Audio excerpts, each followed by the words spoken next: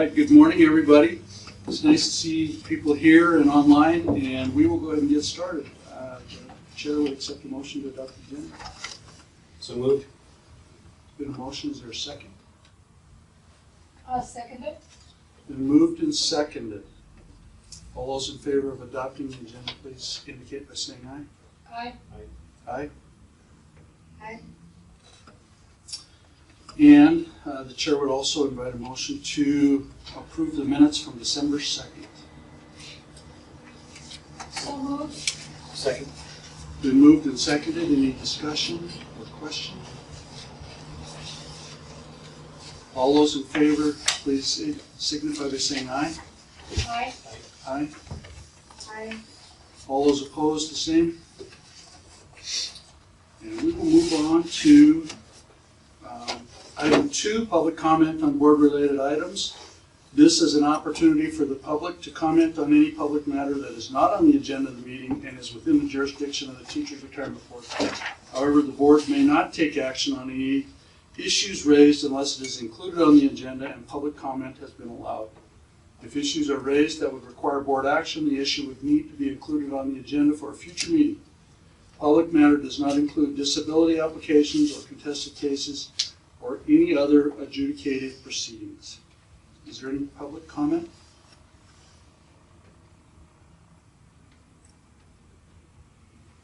Okay, seeing or hearing none, we'll move on to agenda item number 3. The Board of Investments Annual Report. Mr. Bill. Good morning, Mr. Chair, members. Director Graham. I'm Dan Villa. I'm the Executive Director of Montana Board of Investments, here to do our board's annual report to you under the 2013 changes to the pension systems. There were provisions added that all of our respective boards report to one another on an annual basis. So as part of our strategic work plan, TRS and PERS reports to our board in December, and then I come report to PERS and TRS respectively in February and January. So here I am to discuss, it would have been a lot more fun if I was reporting on investment performance in December as opposed to now, but can't time the market or the agendas. So I'm statutorily required to discuss 4 specific items, but clearly I don't want to limit our conversations to those, so it'll be a little bit more broad, and please interrupt me at any time if you have questions. Within your packet, you'll see the first item. We just updated our policy manual to be more reflective of, I'd say, it's more user-friendly, where you can get in and see the individual aspects of an investment policy statement as opposed to having to sort through an 80-page document to get to what's the domestic equity policy statement for CAP, what's the real estate policy statement for trust funds. So yeah, it's a bit more user-friendly, but within that you can see specifically within policy 440.201 our asset allocation. Now, the substantial changes that were made last year is we reduced the allocation to cash. The midpoint is now 2 from 3, and we decreased the core fixed income allocation. The midpoint is now 14. Increased the allocation to international equities as well as real estate. So we moved out of lower yielding assets and into higher yielding assets. You know, our goal is to not have substantial movement within the strategic asset allocation very regularly. We know the direction we need to be heading. We haven't been changing that dramatically. It sort of changes around the margin on an annual basis based on expected return and adjusting capital market assumptions. We very much focus on that strategic asset allocation as opposed to tactical moves. We do have some style moves. I mean, certainly we have a domestic, a U.S. bias within our equity portfolio. You know, we're having a conversation about private credit and where that may be able to fit within the private investment space. As you'll remember, real assets is a new asset class within the last 2 years. We broke that out of the sort of more tectonic private investments portfolio and now have a bit more focus, and we've dedicated a team to just real assets and real estate and another team to private investments specifically. So the other substantial change that we've made in the last year, as of November, we are completely passive within the domestic equities portfolio. That was a long time coming and not easy to get to, but we've got there. So that will result in substantial fee savings for our equity participants, those being TRS, PDRS, as well as the state fund. As you recall, there's constitutional prohibitions on equities being owned within the trust fund portfolios that we manage, and certainly we wouldn't want equity exposure within STIP. So we are now completely passive within domestic equities because the math made sense. Within international equities, we still do have active management. Inefficient markets provide an opportunity for alpha with the right managers, so we are remaining in the active space in international equities. Any questions on the asset allocation generally? Mr. Chair? Dan, I'm interested in 2 or 3 things that you were talking about. What was the reasoning to go from 2 to 3 on cash? From 3 to 2. 3 to 2, I'm sorry. One, we didn't think we needed that level of carry this particular time. We've spent a lot of brain matter on liquidity management. The more fully invested we are, the better off. The other piece is we've been getting tremendous paybacks and distributions within the private investment space over the last year. So we didn't need as much liquidity in the cash pool because we were getting very regular checks from distributions. So last year, rather than using cash in many instances for benefit payments, we were able to use distributions from private equity paybacks to make that. So looking forward, one of the things that I'm very focused on is how much just sort of, I don't want to call it passive income, but how much just dividends and distributions we'll be getting on an annual basis, mostly for the purposes of disaster recovery. What I'm always worried about is, are we going to be in a forced selling position? Well, we own a lot of equities, we own a bunch of private investments that will be paying us on a regular basis. How much will that income equal?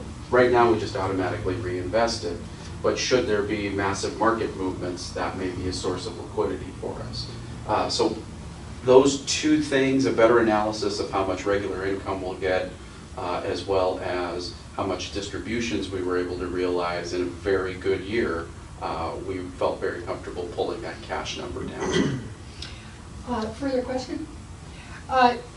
I'm also interested in a little more explanation of the private credit.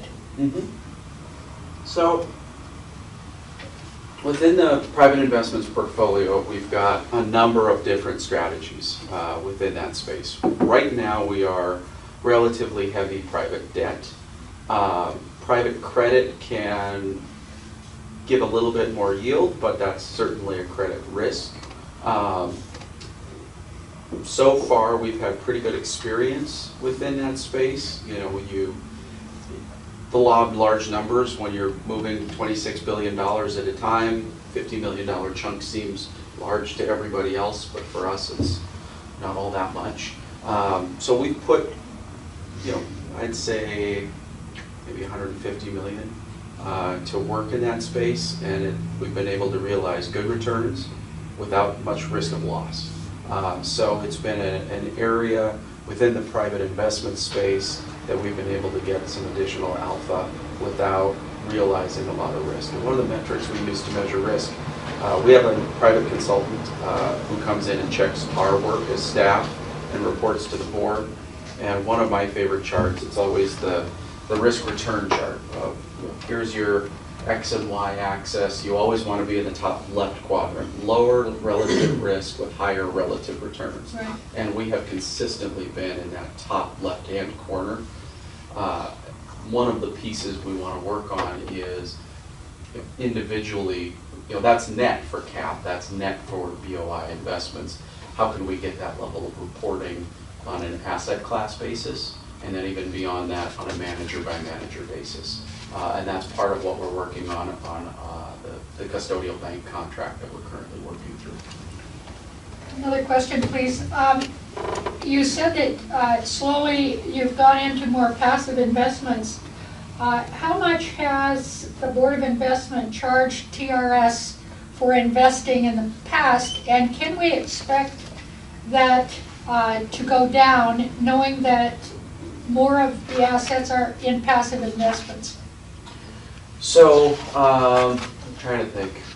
Our annual budget is 7.3 million. Your 5 billion of 26 billion.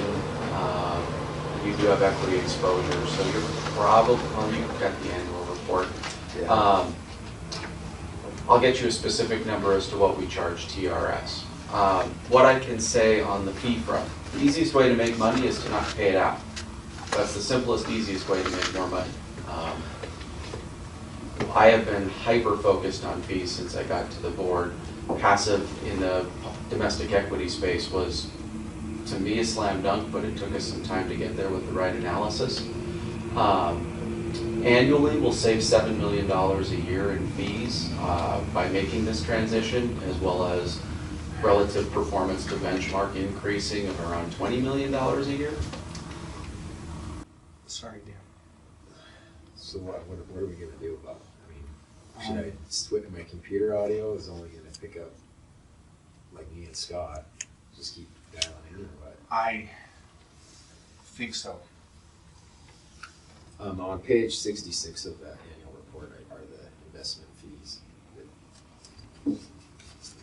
Sorry, let me get this dialed back in again.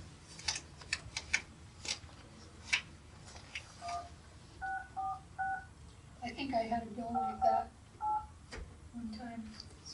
Yours was everybody at a gunpoint. We did it by math.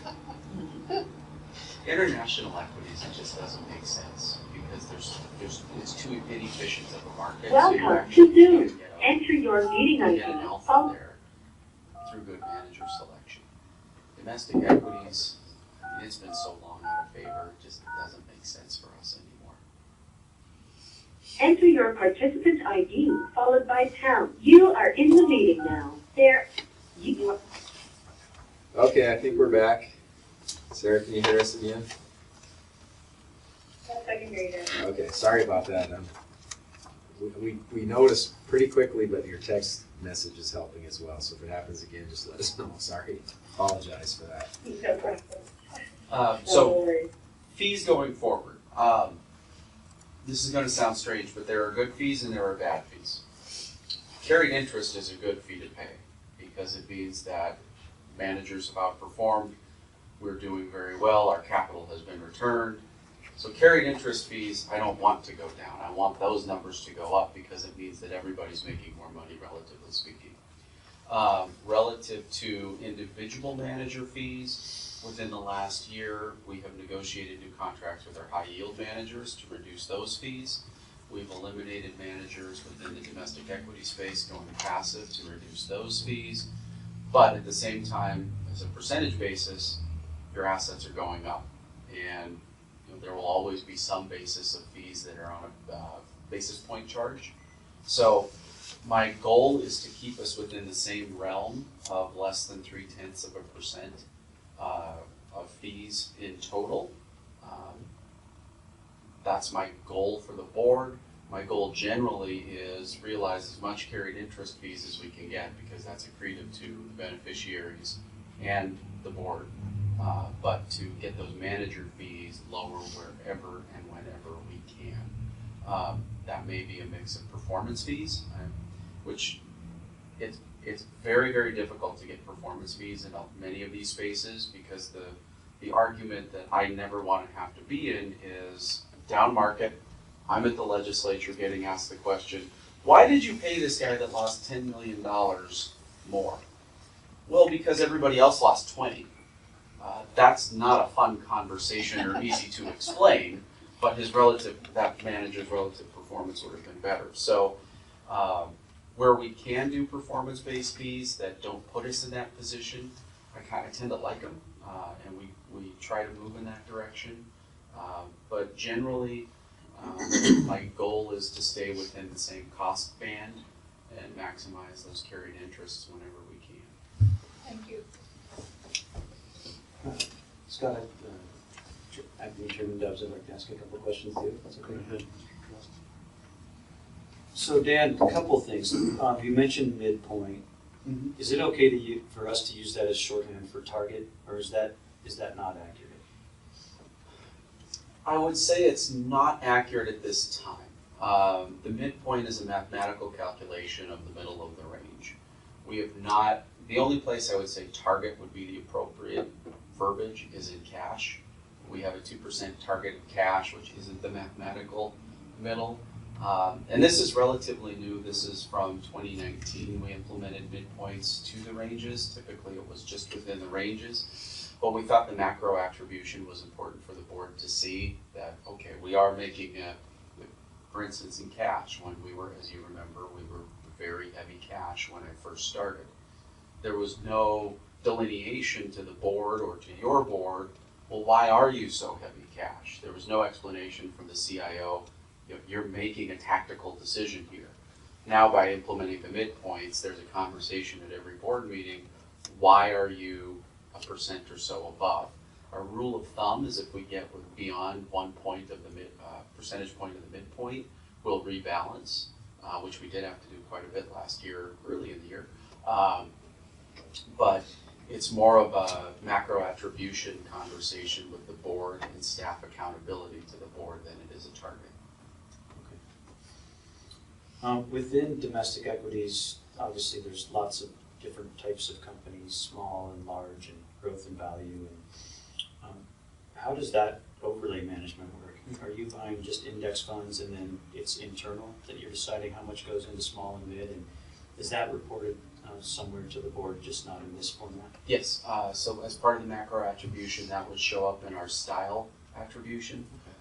So yes, we're passive, but we retained the ability to, for instance, right now we're overweight small cap, and that's a strategic decision of the CIO and the public equities team.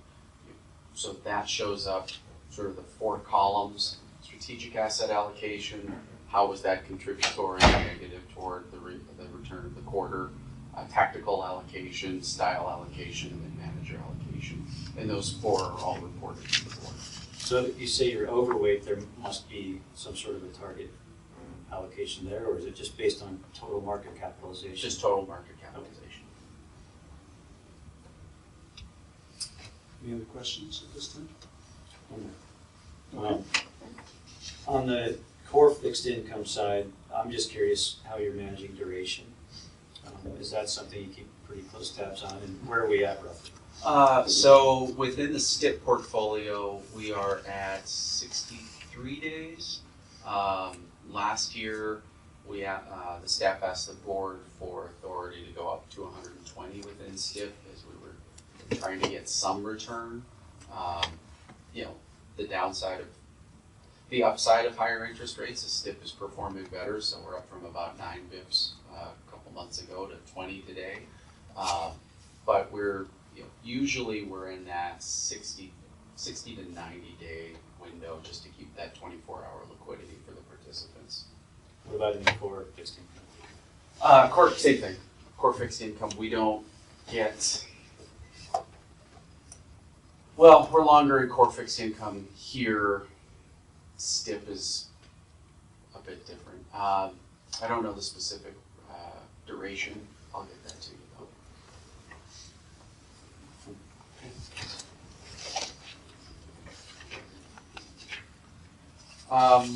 Okay, within the next document, this BOI State Street report. This is your summary of positions and returns. Longest measurable plan return, 8.11%, so we are in excess of our actuarial required rate of return of 7.5. Yay. As you can see below, you'll see our 1 month, 3 month, fiscal year to date, 1 year numbers. Still above water for fiscal year to date at 3.17%. guess we'll watch oil prices, Jerome Powell and Vladimir Putin to see how that shakes out for the rest of the year. We think we're in a we're well positioned. It's rule of thumb, good years are followed by bad. So we started preparing for after a 27.71% year. It's time to hunker down a bit. So we've done what we can to prepare for that. Obviously, core fixed income will be looked to more heavily for some returns this year. We're well diversified. Real estate has been a great diversifier for us. We just collect those rent checks every month, and it works out very, very well. We just put $100 million into a rail car strategy within the real assets. Resources are moving, so that's been, supply chains are going to get unclogged, and you are going to need to move product. We think that will be a good long-term accretive play for the plans. So we're diversified as well as we could be following a good year, but we are hunkered down and prepared for what will likely be less than a 7.5% year. If I could ask a question? Rob? Thank you. I'm interested on page 61, Mr. Putnam, your Chief Investment Officer. I noted what he had to say here in this fourth paragraph down on his June 21 letter. Some of the challenges facing the market include the ongoing global pandemic, domestic and geopolitical tensions, which are high right now, historically low interest rates, and uncertain inflation expectations, which we know inflation is heading up. What is the plan for the board to sort of right the ship, if you will? You mentioned that you're hunkering down, and what does that strategy look like with inflation on the horizon?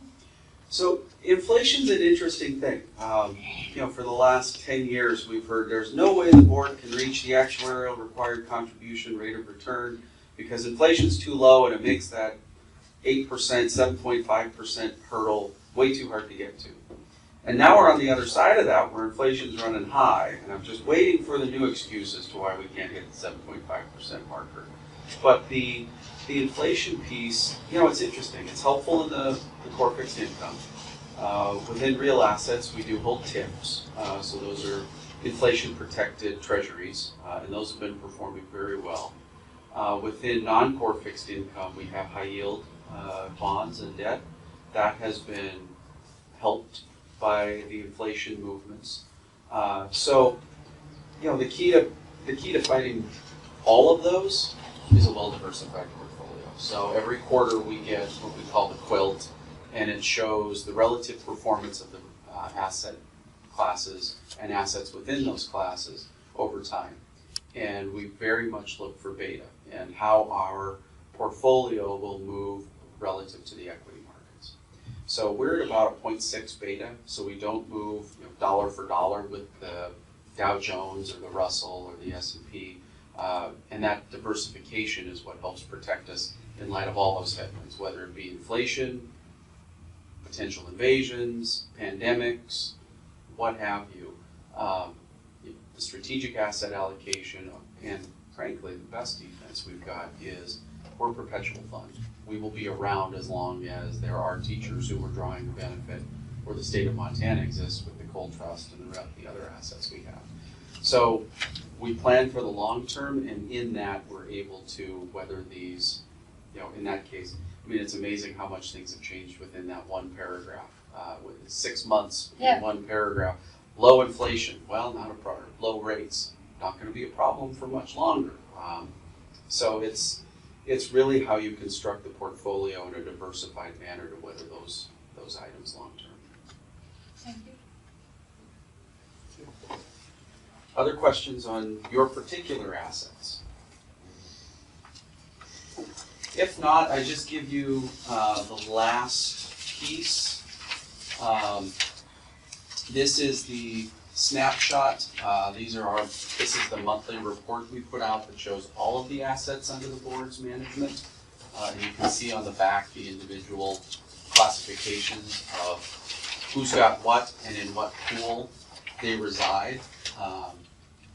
It's a daunting spreadsheet to put together every month, but it is helpful to show who owns what and within what pool they own it. Particularly within your space, what's your STIP asset or what's your STIP allocation look like versus your CAP allocation?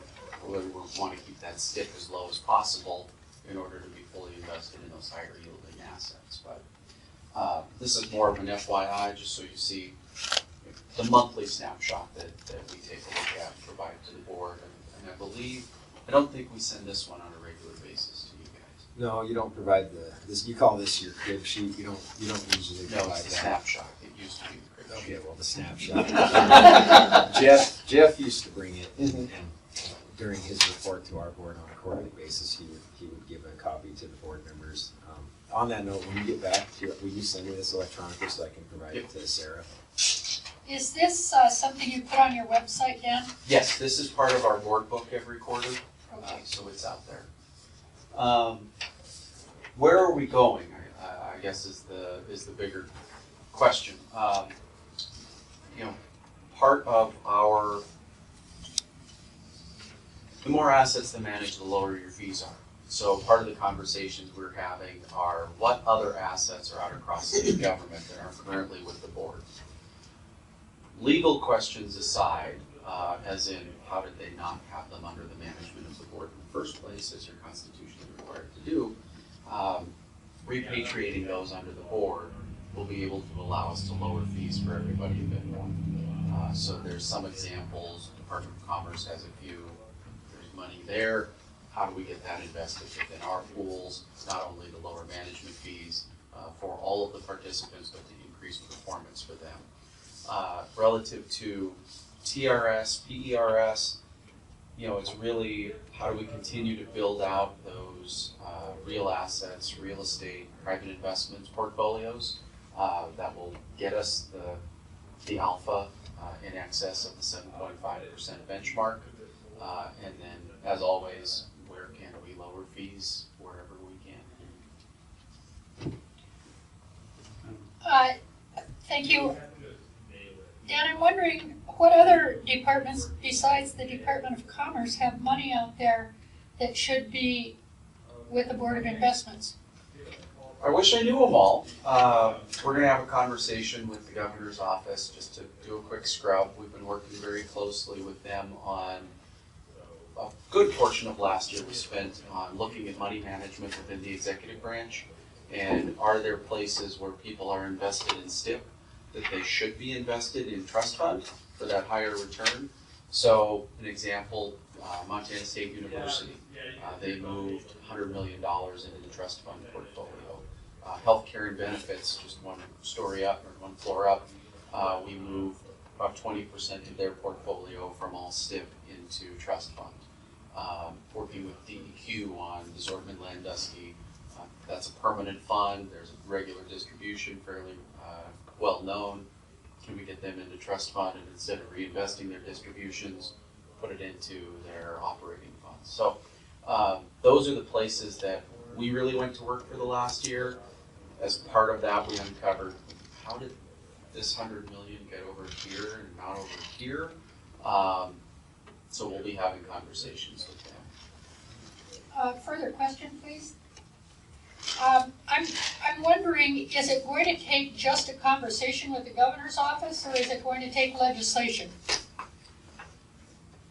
I would bet just conversation. Okay. There are, the law's pretty easy to read, and Yeah, but sometimes the Yeah. law needs to be reinforced too. yeah. So I'm hoping that's all we need. As you know, I hate going to the legislature and asking for things. So to the extent that we can just have a conversation with the budget director and say, hey, why do you have 100 million earning 2 bips instead of 100 million earning 20? That should fix it. But this has been ongoing. This didn't just happen. Right. But maybe the legislation needs to say, in the future, you must. Well, that's the odd thing, is statute already says you must. Unless you're specifically carved out, which we don't have any documentation of anyone being specifically carved out, other than one where it's an option of you can be with BOI or somewhere else. But in this case, it's a, how did that happen? So it's just fixing those. There's been some turnover in the last 2 years. You've seen some of the long time 30+ year employees who that's all the way it's always been the way it's been done, and now we've got some fresh eyes that we can kind of take a look at these things. Thank you. You bet. Any other questions? I'll recycle your folder. Oh, cool. At this point, is there any questions from or comment from the public?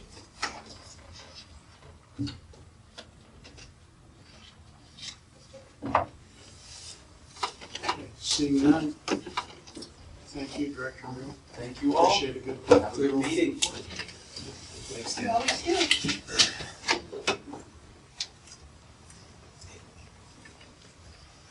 Can I get a stick?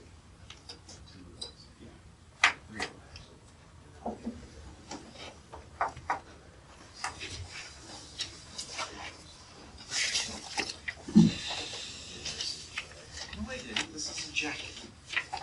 Don't own the suit.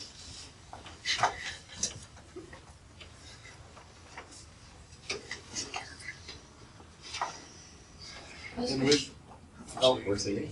Mr. Chair, we're about 10 minutes ahead. Could we jump down to some of the action items and cross those off before the 9:15 executive director's report? and the reason why we would want to do that? Carve some time to travel. Out of administrative business, is that what you're? I guess at this point in time, I would rather give the executive director an opportunity to give his report, and then we'll. Well, let's see. We should be able to stay on track schedule wise, unless you. I mean, is that how you want? You want me to just jump in? Just jump in. Okay. Okay. So behind tab 4 in your hard packet, or online on the online board packet, we have our operations update. Prior to our last meeting, we were just about to do a couple more webinars, and those were both highly attended. On December 9th and January 19th, we did Ready, Set, Retire webinars, and we had 80 individuals in the first one in December and 185 individuals in the one on January 19th. Now that's kind of disappointing to me because that means a bunch of people are going to retire and who we're going to replace them with. Well, it's possible. Sometimes they'll go, though, 5 years ahead of time, Oh, good. 4 years ahead of time, 3 years ahead of time. But the point being is, we in the fall we travel and we try to hit, represented parts of the state, each geographical location, and a lot of those meetings are. Sometimes there's 100. 100's a big in-person meeting, but 185 on a webinar is great because they're able to do that from anywhere in the state. Yeah. At their convenience. And in addition to that, we did Darla did a TRS 101 on December 15th, and that's for the early to mid-career employees, and that had 50 attendees. So the point I just wanted to make there is, this level of interest for webinars, it seems like it's really strong, and we're going to want to continue to offer those options in future years for both Ready, Set, Retire and TRS 101. And then as a reminder, in addition to those webinars, we have videos of each of those presentations that member can watch at any time just by going to our website and pulling up at their convenience. Do you keep track of the number of hits on that? We do not. We used to have those analytics, but we removed them, if I'm remembering correctly, because we were using Google Analytics and they were doing all kinds of other tracking on people, so we removed that functionality. Is that a correct statement, John? We did for the website hits. I'm not sure whether or not we're tracking YouTube visits. Darla. Oh, I bet Darla might have. Darla would be able to answer that. Yeah, that's true. Let me ask Darla that part.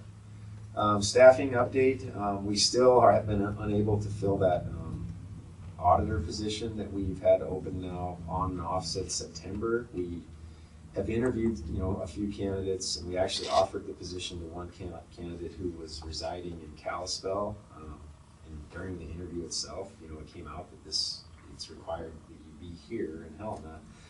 We offered her the position, and she decided not to relocate. So right now, at the moment, that position is down. We'll repost it again in a couple weeks.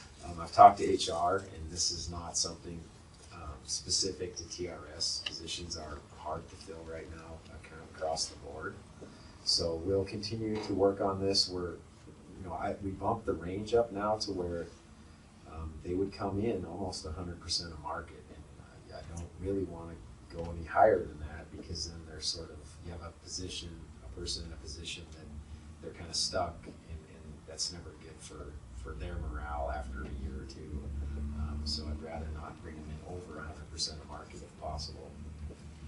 And just this week on Monday, one of our imaging techs gave 2 weeks notice. They actually got I would call it a promotion. Instead of being an imaging tech, they're going to go be a compliance tech at DNRC. So we are in the process of advertising that position currently. Usually we have pretty good luck with that. The imaging tech that's leaving has only been here since, I think, January, if I remember correctly. So he was a relatively new hire. We'll get that advertised and get it filled soon. Sean, I'm wondering, isn't something posted right at the top of this application that must reside in Helena or be in the Helena area? So at the bottom it says location is Helena, and then obviously when we set up interviews, I'm surprised that she didn't ask. I didn't set up the interview. We had HR, Mandy at HR set it up. I'm surprised she didn't ask the question, but once we started the interview with this person, I noticed she was residing in Kalispell, and I started out the interview by letting her know. I said, this position is based in Helena.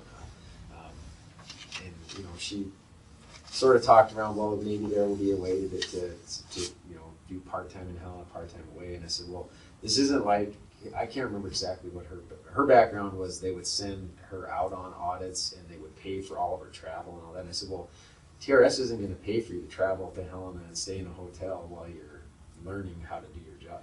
You're going to need to be here, and it would be 2 or 3 months at least before I would be comfortable at all in having this position be outside of the office for more than a day or two a week. So it does say that. It was kind of odd. But. Yeah, things happen. Yeah.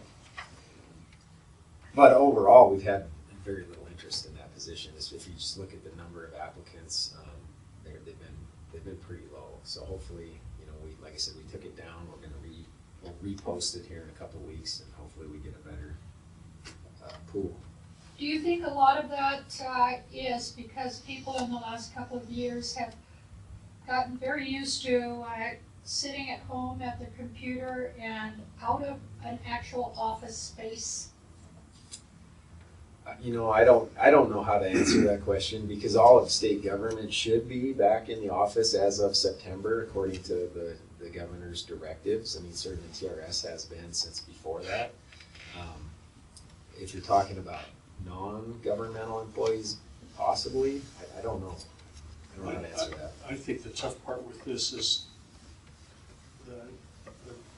the workings of an auditor are a little bit different than They are. some of the other things that we see, and we're looking for somebody that's an in-house person that can then do some other stuff, and I don't know that a lot of people that have auditor experience have the in-house side of it. Yeah. And how much recruiting do you do at the universities? I mean, I know that the legislative auditor looks to the university for, newly graduated, looking for their first job type of person.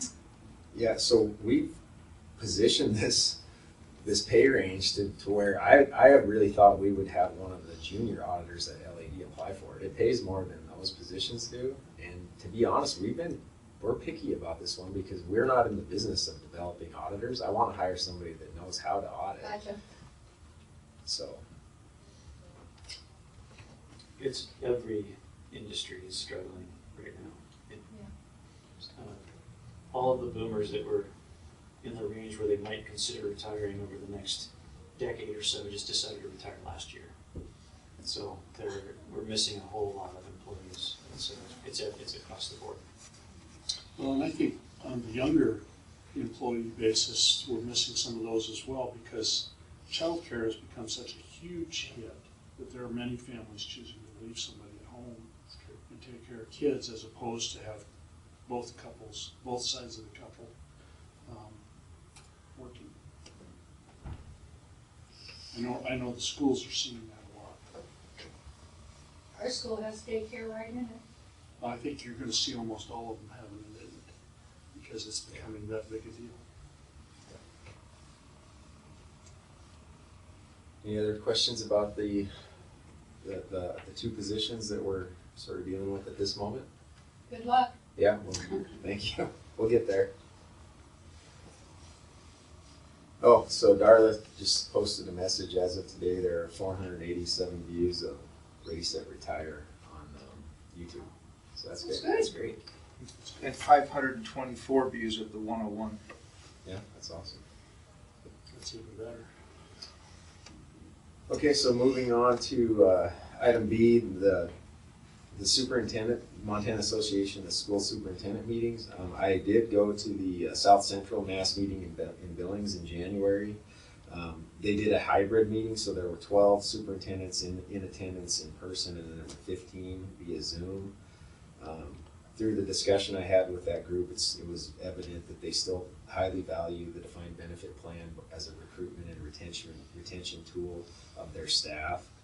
It was also very clear that they, as a group of superintendents, they're looking for any flexibility that can be provided on the work and retiree side of things to help them fill gaps in their classrooms or as specialists. They're just like what we're just talking about. They're having a hard time finding people to fill the slots. So that came across loud and clear. I did send out to our board members that live in the Kalispell area. I will be up at Flathead Valley Community College on March 2nd, and you're welcome to attend. I'll meet with Northwest Mass at that time. I gave you the date and the time and the place, as well as I believe Scott's going to plan to attend the Central Mass meeting in Lewistown, and I'm still waiting for confirmation on the Northeast Mass. That may be one that Sarah can attend if she's available on April 6th. I just haven't got the date and time on that one yet. Any questions about the Mass meetings? Seeing none, just a comment. I really appreciate the time, effort, and energy that it takes to go through and do this. I really think it's very easy, especially with superintendents, to lose that connection with them. And they tend to, in absence of that connection, they tend to make their own. Right. And sometimes it's hard to, I think with any person in the education world, it's hard to convince them of the true value of the benefit that we have when you're not in front of them all the time. Yeah, they're definitely appreciative that I take the time to meet with them in person, and they don't pull any punches. I mean, they hit me with everything they got when it comes to no, it's uncomfortable sometimes. But it ends up being a good conversation because they understand by the time it's all over. These aren't TRS rules. They have a tendency, school districts do, or some of the individuals do, to think that we just make up rules, and they're not rules; they're state laws. That we're enforcing. Are you anyway? Yeah, right. Which are based on IRS requirements. A lot of them are, yes. Yeah. So they are. I think they're definitely worth the time and effort to do. Yeah, and the other reality is there's all kinds of questions out there, and if you don't give them an opportunity to ask them, they'll tend to answer them themselves. Right. Okay, if there are no other questions on the Mass meetings, the Legislative Interim Committee update, I presented the results of our evaluation to a joint SAVA and LFC committee on December 16th. They let me off the hook really easily, actually. They had very few questions for TRS. They didn't let PERS off the hook quite as easily, but They were overall seemed to be generally happy with the evaluation results, which of course were the increased funded ratio and a decrease to 24 years in the amortization period. I did let both of, they were meeting jointly, so I let them know that we are in the process of conducting an experience study, and we have the results of that in May, and that likely will change some of those numbers. The amortization period may change if some of the major assumptions change. Excuse me. Any questions about the legislative interim committees? The next House Joint Aid meeting is scheduled for March 24th. I've seen the draft agenda of that. It's not much of a lift for me at that meeting, but I expect the one following our May evaluations result will be more heavily involved. Any questions for Director Graham? This is also an opportunity for the public to ask questions or comment. Sarah Piper, MFPE. Can you guys hear me okay if I speak Yes. from here? Okay. I just want to express appreciation for how well represented TRS and the board is by all of the staff here in the variety of settings that Director Graham just spoke to. From the webinar series, which we always hear wonderful feedback from members about the ability to access those while still making dinner for their kids and doing all sorts of other things. It's really convenient for them. But also the representation that you all enjoy at things like Mass and at SAVA due to the work of the staff here. It's really wonderful to see the advocacy and education coming from TRS out to membership and the public, so we greatly appreciate that. Other comments? Okay, seeing none, we will move to the administrative bit. Did you want to skip over the IT manager's report? No.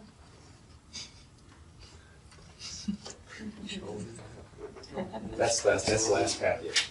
I'm looking at the wrong one. There we go. I'm going to put that where I can use it. Okay. I apologize for that. We'll go ahead and go with item 5, which is the IT manager's report. I want myself there taking each side of it. I already commented to John about Yeah. the report. So. Good morning. Good morning. John Noble, IT Manager for Teacher Retirement System. The report I put together with you, so I'll start off with an update of our report manager migration. Last year, we had reported that we were embarking on a migration from a legacy IBM report manager product that had no longer been supported for quite some time. And that we had allocated or requested for a budget and had been approved for $150,000 to migrate to IBM's latest version of a product. In the course of, over the course of time, and I did put a timeline in my report here, we determined that the IBM product that the state had moved to wasn't going to be a cost-effective fit, and that it would be better from a business process and from a cost standpoint to stay with the content management system we were on. So as soon as we removed the idea of moving to IBM, then this report manager project kind of stalled in that regards, that we didn't have an IBM product to move to. So we decided to take it on in-house, and we migrated our report manager system, IBM's report manager system, to work with our enterprise content management system, Highland Perceptive Content, which is the system we're using for all of our other document retention. So if you'd like, I can just go through the timeline real quick. Last spring, February through April, we formed a small committee here at TRS, and we started reviewing document retention and established policies for the reports that were in there. We had been keeping reports back to the beginning of time, in essence. We set up a retention policy so we could identify what we wanted to keep and what would be required to be moved from the old system into the new system. In March through May, we configured Highland Perceptive Content to receive the Report Manager content that was stored in IBM Report Manager. And then in May through October, we actually converted and migrated the documents out of the IBM Report Manager system into Perceptive Content. That was IT team that did that. In October through November, we performed a 10% verification of the documents that moved. We moved about approximately 17,000 reports, and we did 10% verification, and we went through and looked at the documents, made sure the metadata was correct and the document was legible, readable, and accessible. Once that was completed, in December, we shut down the IBM Report Manager software that was running on a legacy Windows 2008 server. We decommissioned the server to get out from underneath that monthly cost to run on that server. It was being hosted by ITSD for us due to the fact that we had it on extended support from Microsoft because it was a no longer supported operating system that it was running on. We did it all in-house, expended $0 for the project, and developed the software in-house to move the Report Manager content automated. It comes out of mTrust. The reports automatically are injected into content management system with all the metadata. So really good project. We got it done in time, so ahead of schedule. Obviously we got it done under budget, which was great, but Rex Merrick put in a ton of time on this. He did a lot of development on the content management system to prepare it to receive this. And the imaging technicians were involved in the 10% verification. They went in and verified all the documents that we'd moved. So we had a basically third-party verification done to make sure that what we said we put into the content management system was there and verified. So real happy with how that turned out. Congratulations. I think that's wonderful when we can use our own to do what you know best. But I also really like this timeline that you put together on page 16. I think it really helps all of us to see where you were and where you are now. And I applaud your effort. Thank you very much for that. Yes. Go ahead. Okay. On page 17, infrastructure update. It's just I wanted to be able to give you an idea of what our infrastructure looks like here at TRS. We are fully virtualized, so we don't have any physical servers other than the servers that we lease from ITSD, which they operate as a cloud vendor to us. We never see those machines. We don't know what those machines look like. But they host our virtual infrastructure for us. And we pay a monthly fee for that vSphere environment. And all of our virtual desktops and our virtual servers are running on that environment. ITSD fully maintains it for us, and we've had near 100% uptime since we've been doing that. We have 16 virtual servers at this time, providing development, test, staging, production environments for mTrust and the website. So there's 8 of the 16 servers are dedicated for our web application, the public-facing TRS, and the one that the employer's wage and contribution system, insurance reporting system uses. Our members access their accounts, log in through that system. And then the mTrust system itself, which is internal to state network, our pension management software system, is running all on virtualized servers. We also have development with 2 SQL servers. One's dedicated for production systems. The other SQL server hosts the development, test, and staging backend databases, so that we've got a separation of data sources in case we break one during development testing. We're not impacting the production environment. We have the TRS file server and application servers. We have a source code and software revision control, version control server, and we have a software application testing and proof of concept server. All of them are virtualized, as I mentioned before. Our workstation environment here at Teachers Retirement Systems is predominantly virtualized. We have our imaging technicians do, since they have scanners connected to hardware devices, work off both. They have a hardware device that they, when they're doing the scanning of bringing documents into the content management system, they're working off of a piece of hardware. But for email and other office type things, they're running a virtualized desktop, which all the rest of TRS employees are.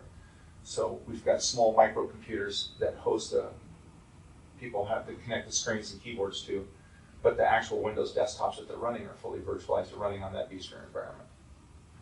Can I ask a little bit about this? What do you consider a mini PC device?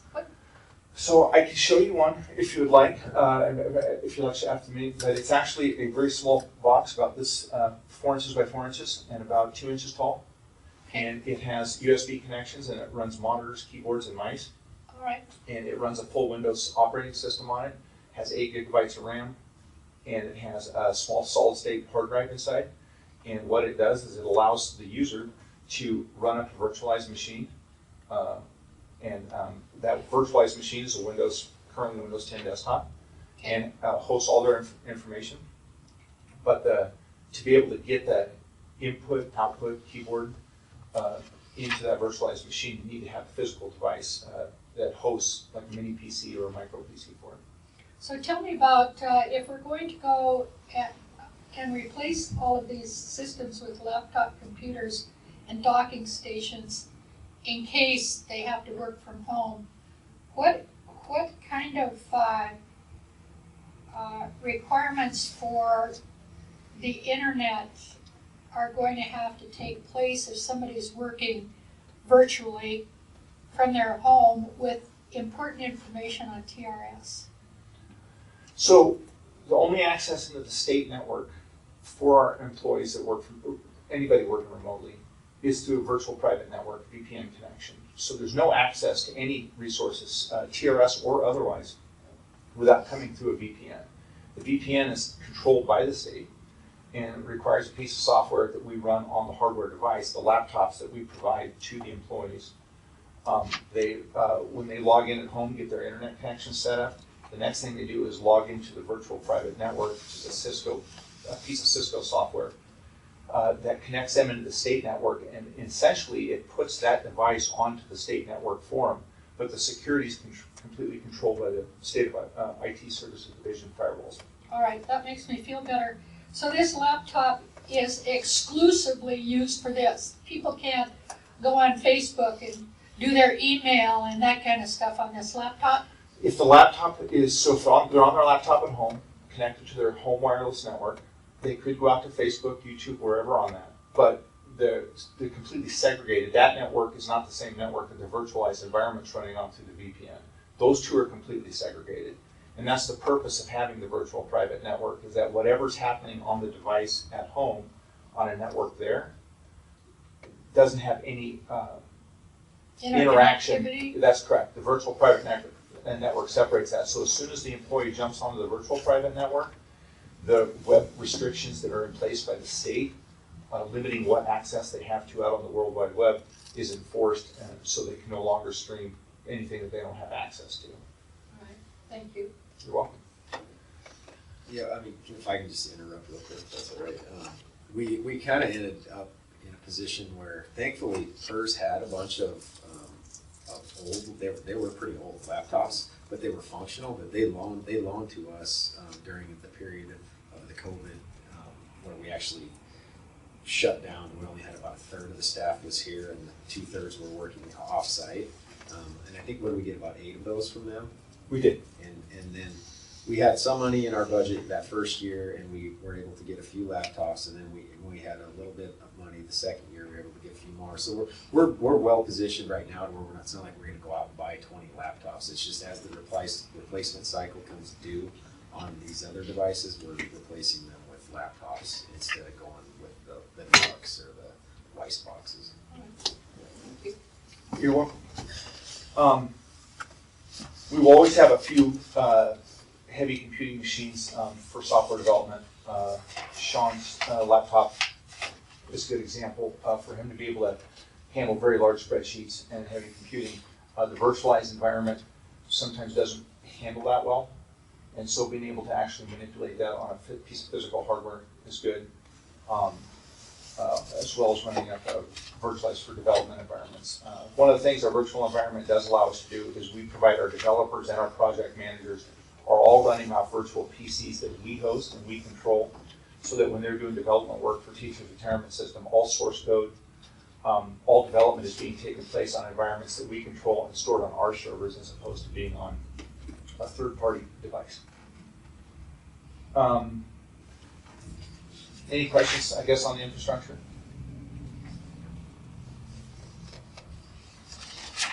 On page 18, I provided some comparison of IT expenditure fiscal year 21 and fiscal year 22 to date, so that you can see where money's being spent for IT.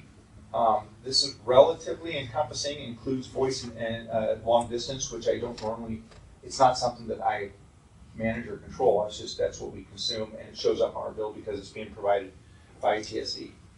But you can see where our expenditure's at. Then in addition to those charges that you see that are all through IT services division to the state, I've detailed the software maintenance contracts that we are currently maintaining down below in the notes as well. When I look at these IT expenditures, 2021, 155,000, and we're down to 90,000 in year 2022, that is not the entire year. No, it's year to date. That is basically those numbers are representative through about 7 of the 12 months for fiscal year 2022. Right. We did see some cost savings. You see the server hosting database, we migrated off of Oracle. That was in November 2020. We migrated off, we got out from underneath the Oracle Enterprise Licensing Agreement, which was significantly expensive, and then running the Oracle servers and the Oracle databases were about 3 times more expensive than running Microsoft SQL Server.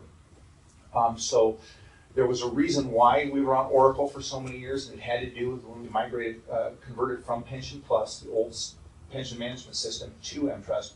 There were no Microsoft SQL drivers enabled to allow us to run both systems at the same time, which was a design requirement. So the choice to go with Oracle at that time made sense. Once we fully developed mTrust and shut down Pension Plus, there was no longer a need to be dedicated on Oracle, and we saw significant cost savings by moving to Microsoft SQL, and we did that migration project in 2020. So how many people were laid off in Bozeman because you dropped Oracle? Not that many, actually. The state has been dropping Oracle, and I don't think it impacted the purchase of anything going on in Bozeman. Rhetorical question. Okay. Any questions about the IT expenditure? Upcoming projects, at the time I wrote this, on page 19, the biggest one we are facing with is TRS server upgrades.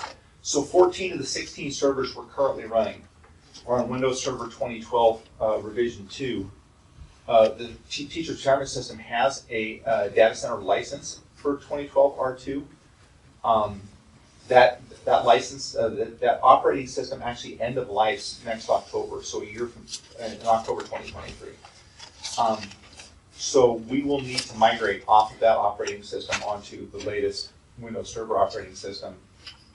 That will necessitate us purchasing a new license.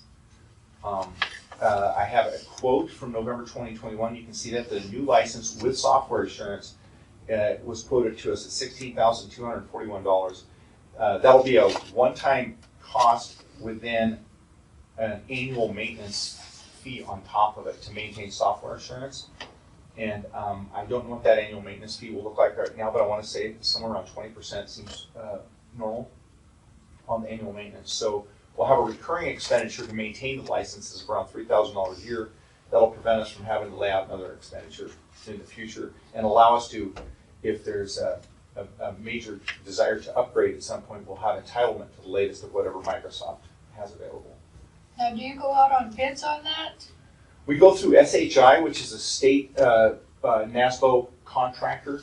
So we can go straight to SHI, and my understanding is that the NASPO contract is that those contract prices have been vetted and that is an approved vendor for us to go directly through as opposed to going out to bid on that. So I would go directly to SHI for the purchase. But have you compared that price with going on the outside? Since I'm not allowed to go out and purchase through the outside, I have to purchase through a NASPO reseller. I haven't. All right, thank you. You're welcome. our goal is to have that, to get started on that in fiscal year '23, and we will migrate those servers over. We went through this exercise back in 2019 when we migrated off of Windows 2008 up to 2012 R2. And so we'll kind of recreate that. We'll start off with the development environments, make sure we can get them up and running and stable, and then there's no conflicts with any of our software. And then we'll move to test and staging, and then ultimately into the production environments. Any questions about the server upgrade project? Any questions for me otherwise about IT? Looks to me like you saved $150,000 and it was put to good use. Yeah, I think so. Like I said, I made a note in there. I was real proud of how that project turned out, and really proud of how the IT team here at TRS really able to put together something and get it done in-house. Buying donuts. Yeah. I took them all to dinner Oh, good for you. at the conclusion of the project back in December. So that was like donuts. So.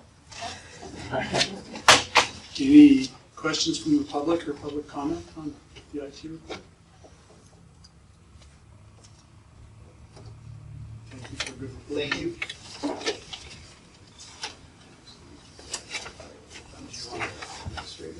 Yeah.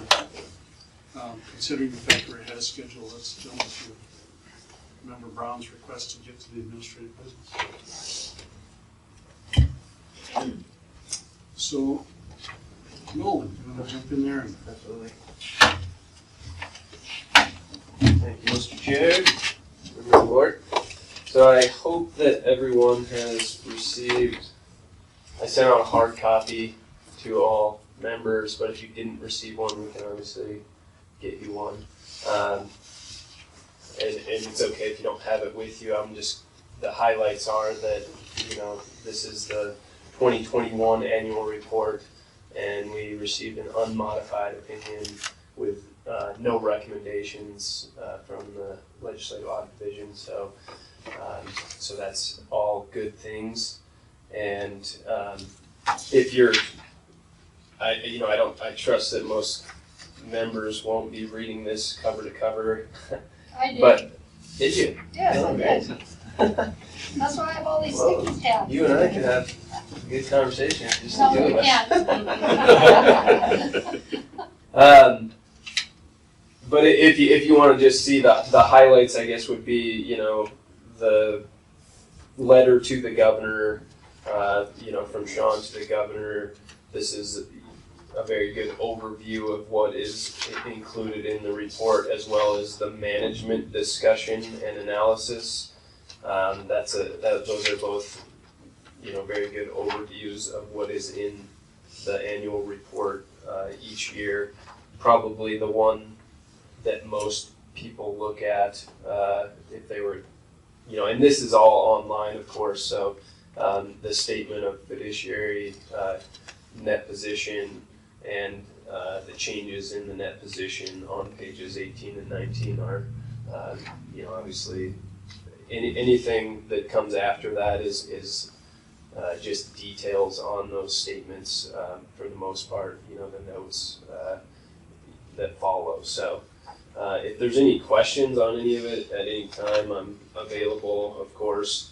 There is some nice schedules in here in like the required supplemental information that, you can see TRS's progress over the, last 10 years or more in a lot of these areas. And some of the things that Dan Villa from BOI, that's all in the investment section. You can see our fees and then a lot of our returns and some of our biggest holdings and things like that. So I'd like to ask you about page 29. On page 29, it talks about, the rate of return, but we're still talking June 2021. Who changes that when inflation hits? The same questions I asked Dan earlier. what happens to that long-range expected rate of return when things turn upside down? So this is these our experience study is done every 4 years based on the previous 5 years, correct? Or am I? Yeah. Okay. And you're smooth. Yeah. But those inflation assumptions come from that experience study. However, with GASB 67 and 68 being different than our actuarial assumptions, they do have leeway to change those assumptions earlier for the financial statements, and so these allocations are updated more frequently than our experience study allocations that come out of the experience study, and so that's why the rates are our experience study. We have a 7.5% return assumption, but in the GASB 67 report, it's actually this year it went down to 7.06, which is comprised of the long-term assumption real rate of return of 4.66 plus the inflation assumption of 2.4. Now, will those change next year? Of course, with the inflation, they'll change pretty significantly, I would assume. And so I don't know if that answers your question, but these are updated more frequently than the ones that you're going to see in the actuarial evaluation. Yeah. I also want to talk just a bit about that page 108 and 109. I was actually surprised a bit to see where some of the TRS dollars are going, and I'm maybe you don't have the answer, but I know that me or several of us who still live in Montana, I get that our salaries are in that gross benefit for Montana, but some of these states, do they give better tax breaks or what? I mean, I'm looking at some of these states and out of country, I'm a little surprised at how many people actually take their teacher's retirement and run. Yeah, I couldn't tell you. I just know that these are the numbers that we get out of the system that are the benefit recipients and where they where their checks are sent or and where their addresses are in our system. So well, something it is that interesting. when I was still teaching, I noticed that some people would get their TRS retirement here, and then they would move to a different state in order to get a second retirement. Nevada comes to mind because they were paying so well at the time. Maybe that has something to do with it too. Yeah, I was just wondering if you knew any. I was a little surprised at the schedules. Yeah, so the out of country, there's only 33 out of 17,000 retirees. So there are very few that actually go out of country. But I think you're right. Some of them, either they moved to Arizona for better weather, or they move out of state after they have the 25 here, and they're working towards a second benefit. Yeah. It was interesting. I like Yeah, that image. and that final page was always interesting also with it actually breaks it down, that those Montana dollars by county and where those are ending up, so. And remember, Brown, also those statistics are based on a point in time, and we have snowbirds that change their addresses twice a year. Yeah. So we have tons of folks that do that. They'll travel to Arizona, Florida, change their address, so depending on when that statistical information was generated. They don't Could use the skew same the bank account? Yeah. Based on address. Yeah. Yeah, just the location is, Yeah. for those tables is based on their address at that point in time, so. Which if we pull that in the summer, so it should be. Yeah, it should be wrong. maintained, Yeah. but you never know. You never know. So I guess if there's any questions, obviously I can answer those to the best of my ability. But the main highlights are that we had the 27% return for last fiscal year, and you know, because of that, we had, you know, very close to $1 billion an increase in our fiduciary net position in that 1 year period of ending June 30th of 2021. So, and of course that we had an unmodified opinion, and we, you know, sent our financial report off the previous year for 2020 to the GFOA and received the certificate of achievement for financial reporting, and so, and I think that makes 13 or 14 years in a row that we've received that. So Yeah. Good. Yeah, up there, the desk. As you go Yeah, in there. around the corner. All right, if there's no further questions on the annual report, I'll move on to where we stand as of fiscal year 22, January 31st. These ones are as of, you know, January 31st, so the most recent month end. And it's starting, I guess, on page 22 in your packet. This is the balance sheet, and obviously if we were looking at these as of today, they might look a little different. The market has been down a little bit here in February, but overall, even, you know, in comparison to last year, you know, our total assets as of January 31st are up, you know, pretty significantly compared to January 31st of 2021. So up about $500–600 million over that course of time. And of course, that's all just because of the strong returns we've had over that time period. Is there any questions on any of the balance sheet information? Yeah, I still hate reading right to left. Yeah, I apologize. It just backwards to me. So, you know, I guess on page 23 you can see where the revenue is. You know, obviously we're still in the black, which is very good sign. Our investment revenue of about, total investment revenue of about $420 million just, you know, in this fiscal year versus last fiscal year was more like 734. So it's down compared to last year, but still pretty strong returns, at least as of January 31st. I do expect those to come down a little bit over this next, as of February. Yeah. February month end.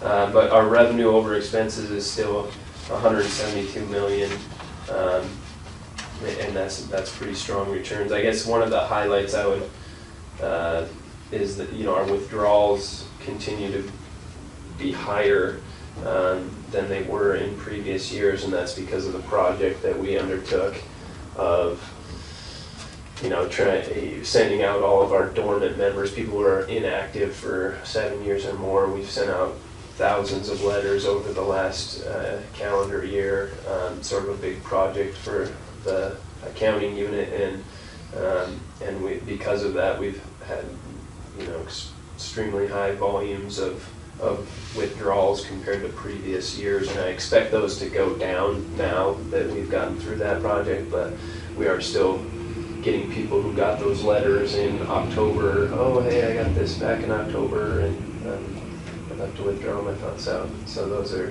trickling in still, and it won't be nearly as high in the next fiscal year. So I guess 2023. Be nice to get them off the books. Yeah, and it did reduce our I think our membership overall went down by about 5,000 or 6,000 members, correct? Because non-vested, yeah. Yeah, Terminated non-vested. Yeah, just those folks, getting those folks to withdraw their funds versus leaving them on. Yep.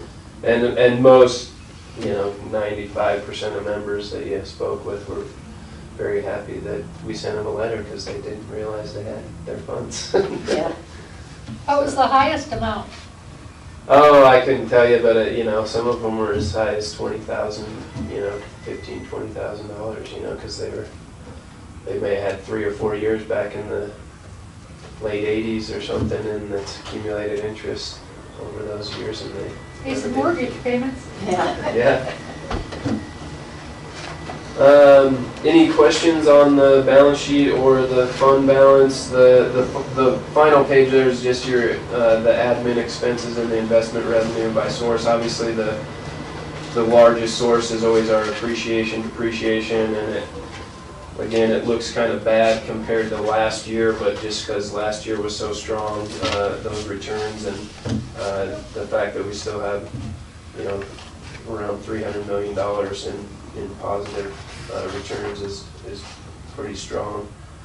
Our admin expenses are down a little bit from previous years, but the majority of that is we had fully amortized phase 2 of the M-Trust project as of last year, and so we're only amortizing phase 3, and so just a lot less in amortization expenses than we have had in previous years. So.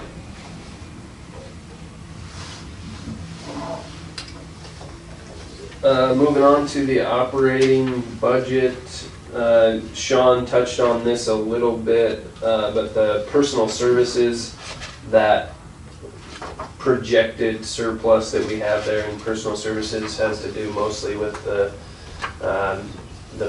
vacancy savings that we have realized from that position that we have not been able to hire yet. So anticipate about 100 to 120,000 in personal service expenses, or personal service surplus, and then around, you know, anywhere from $0 to $50,000 in operating expenses. So I think about 150,000 is where we'd kind of expect to see the surplus come in at. If you add in the audit fees, it's going to look like it's more like 250,000. But those audit fees are just, we budget those for 2 years versus 1 year, and that's just sort of how we have to budget those for, and that's the way the legislative audit division sets up those budgets. So.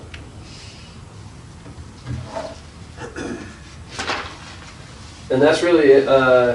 You know, the rest is just informational. The budget, contracted services, we're about 58%, or we, as of January 31st, about 58% of the year we're through with 58% of the year, and we've spent about 50% of our budget in that particular category. So right, kind of where we expect to be. And then we do have one delinquent agency, and I'm in frequent contact with them. So Townsend, we have to get their reports in. So.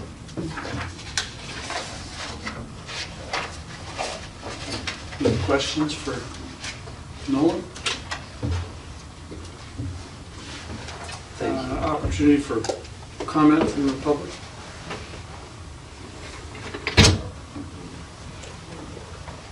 Thank you, Mr. Brett.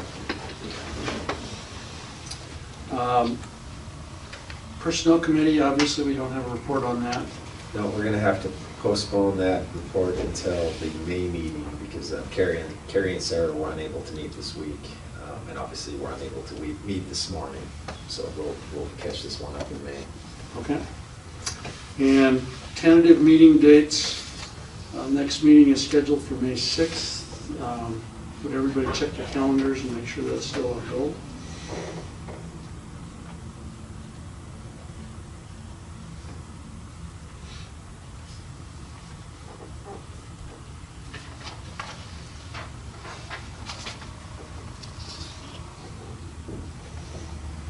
And not hearing any comments, so I'm assuming that's okay, and we'll obviously check with Carrie later on as well. Mr. Chairman, I have a question on that.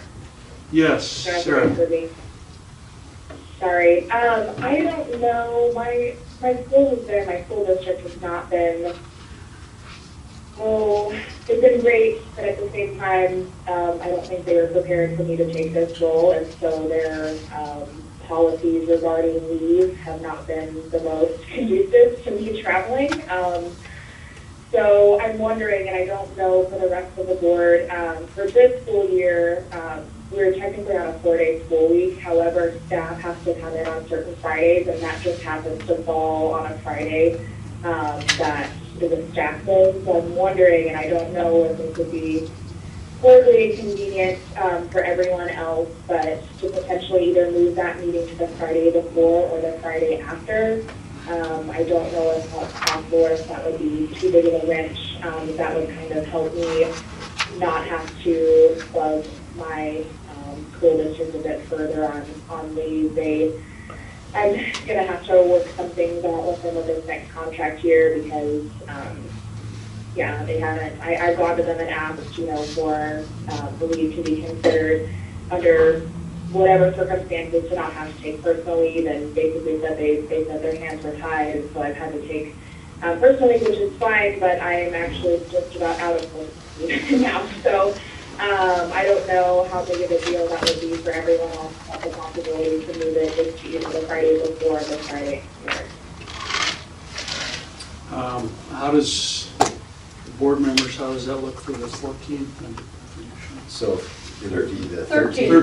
13th looks okay. The 13th would be fine for TRS. I mean, I would rather go a week later rather than earlier because we have quite a bit to do for that May meeting with budget and the personnel committee. Let's make it the 13th then.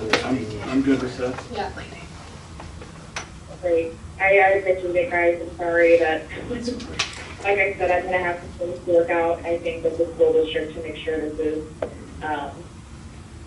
beneficial for everyone right now. They're not really on the same page right now. So.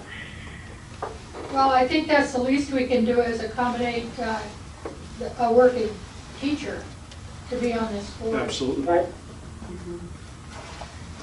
appreciate that. So the 13th, Okay, so we're talking 13th? Yeah. I think check with the chair, but I think. Yeah, I'm good with 13th. Yep, I mean, obviously. I appreciate that. And I'm hoping that this next year that they'll consider just either extending our 4-day work week to where we don't have to do any Fridays, because this is the first year they've done this, so it's kind of haphazard anyway.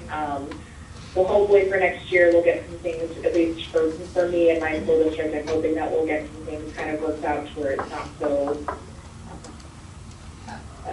unstable, I guess. So. Well, and certainly when we get into scheduling for next year's meetings, we can try to work as best we can around whatever your needs are, as we would with Terry and our other members. So the other dates are August 5th, October 7th, and December 2nd. Considering the conversation we just had in mind and the fact that those are out in the future, those can be changed if need be, but how do they look at this point in time? You're okay with me? I'm retired. I kind of feel the same way. yeah, and the only thing I would add, if I may, is that, like you said, we can always, at whatever meeting we're in, the only one that really matters is what we set for the next meeting. That's so right. We can always work to accommodate whatever we need to. Other than sometimes the October meeting, just because we have plans for the action or everything, as long as we know at the prior meeting, it all works out fine. Okay. So we'll leave those the same. Out-of-state travel.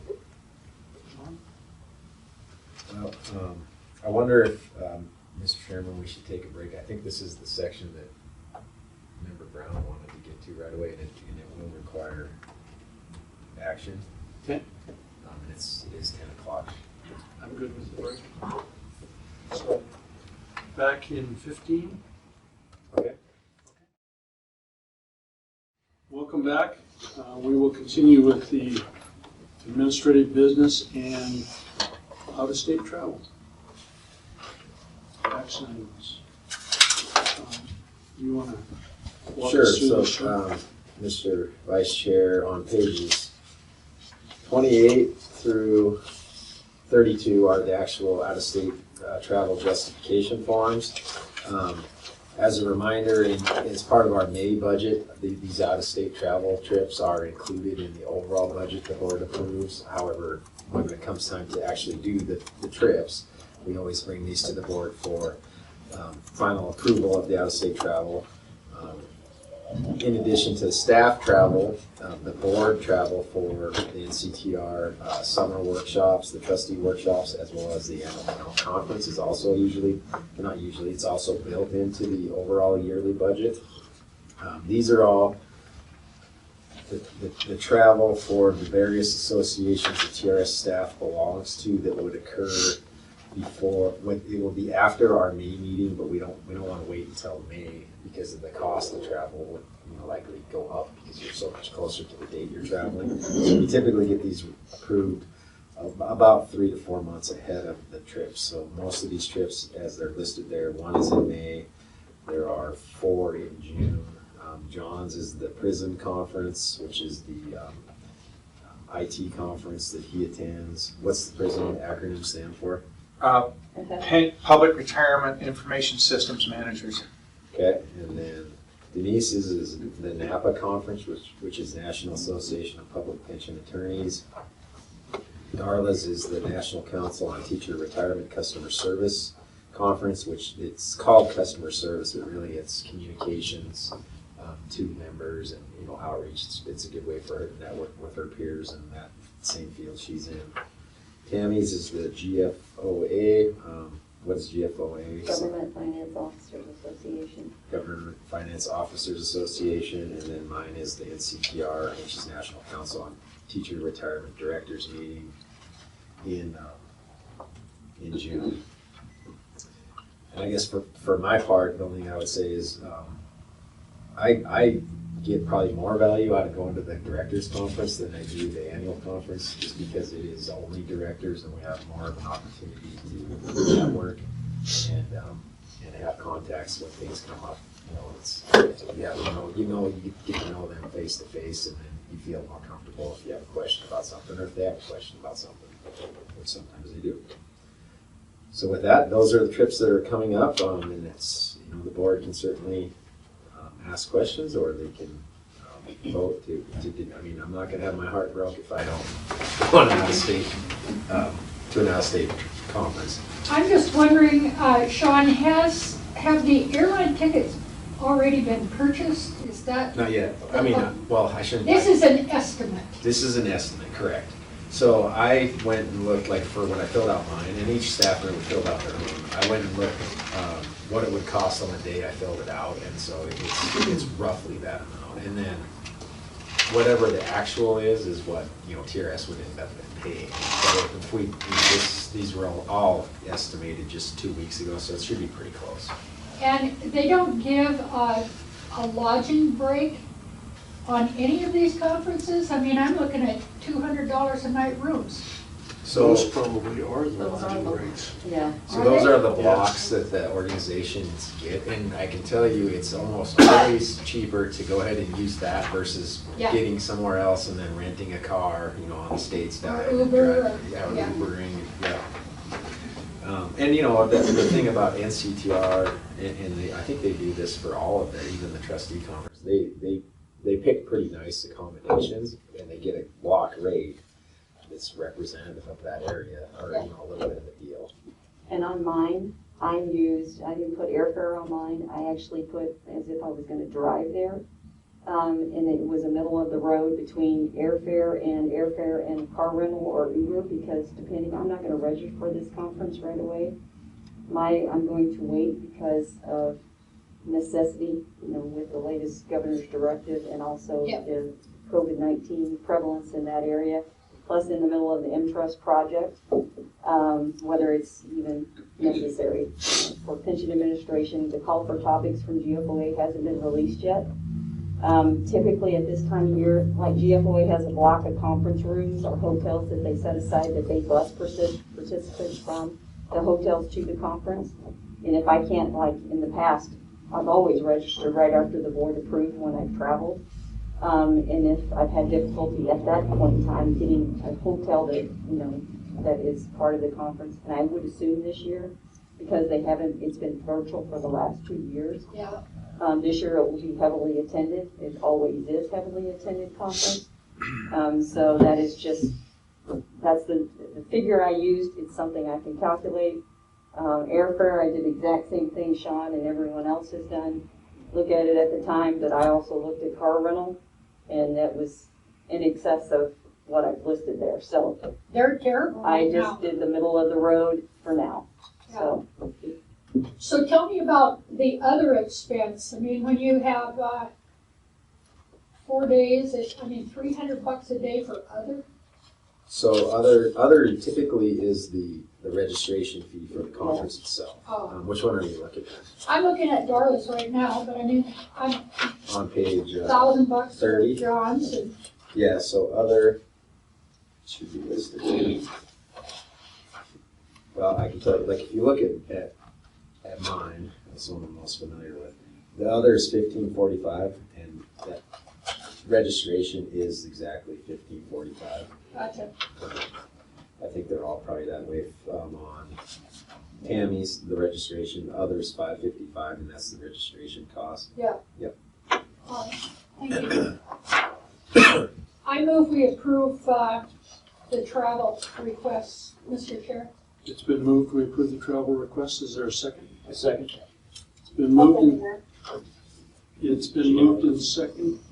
and seconded twice, actually. Is there any further discussion on travel? From my perspective, I think it's hugely important that these opportunities are there for staff, as it is for board, as far as that goes. There are things that you get out of those meetings that you won't get any other place. And sometimes those networking connections are extremely important in other situations. I have to believe with attorneys, there are times when you want to specifically talk to somebody you know about the things that are going on in their state and why it is, and I'm sure that's true in all of the other situations, from IT to executive director. So super important from my perspective. So, any discussion from other members? Okay, hearing none, I would call for a vote on the motion, which is to approve the out-of-state travel for staff. All those in favor, please say aye. Aye. Aye. And the chair votes aye as well. Opposed, the same. Unanimous with those that are here. Mr. Chairman, can I say Jump in. one more thing real quick? So I'll be bugging each of the board members here in the near future about the NCTR trustee conference this summer. Once we don't have an agenda available yet, but we'll want to get that planned for relatively soon as well. So I'll be emailing all of you. And I want to say the trustees, or the trustees workshop is the 24th through the 27th or 8th of July in Berkeley. At the Claremont Motel. They are expecting to do it, as with the other ones, they're expecting to be able to do it in person. And it's usually a really good week. The committee met this week, so there's stuff, they're going to do some surveys and get some other things out there, but we should be hearing about it pretty soon. And the October annual conference is the 100th for NCTR, and they're getting some stuff lined up for it as well. I want to say it's the 7th through the 10th or something like that. As Sean mentioned, it's not really the conference for any one group specifically. It's kind of an umbrella for all of the groups, and there are things about it that are really good, and then obviously it's for everybody. So there's some stuff that doesn't quite fit in, but generally works pretty well for board members. And again, it's kind of a networking thing where you get to know people and get involved in stuff. Any other discussion on travel? Any public comment on any of the administrative business that we have listed here today that we went through? Okay. Seeing none. Just a reminder, the next meeting date is the 13th.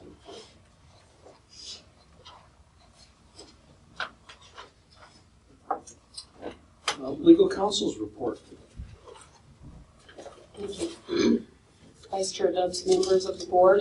This will be fairly quick and simple. We have no contested matters underway at this point. We have recently issued one final staff determination, which is the staff step where a case may potentially become a contested matter. A decision has been made internally, and we've notified the member of their appeal rights, their right to request a formal board review, and then consequently potentially a contested case proceeding. Whether or not we will get a request for informal review, I can't tell you, but that at this point is really about the only potential contested matter pending. Last board meeting, I advised you that there was a House Bill 495 task force looking at the use of the word physician in all state statutes, essentially, that our disability determination provisions were implicated in that task force process. We requested, advised them that their proposed change to the statute was not sufficient, that any change to the statute that would be done needed to be done by this board and not by the task force making a decision about appropriate language. I attended a teleconference meeting with the task force yesterday morning. They have identified us in their list as an entity that should be excluded from their process. When we will actually formally be excluded, I can't tell you, but I don't expect that we're going to have to go through them with respect to the change in language. But we do need to change the definition in any case. And I told you last time that I would be looking at possibilities at this point. So we're going to change the statute, so we'll do it as a part of the legislative initiative for the 2023 fiscal period, legislative session.